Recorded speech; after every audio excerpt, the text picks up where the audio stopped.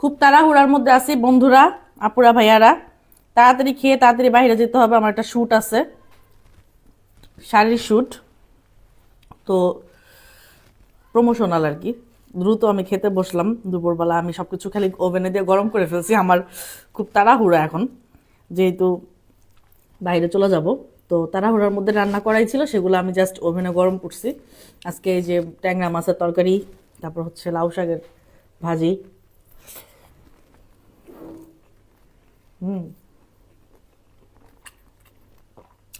তরকারিটা অনেক মজা লাগতেছে।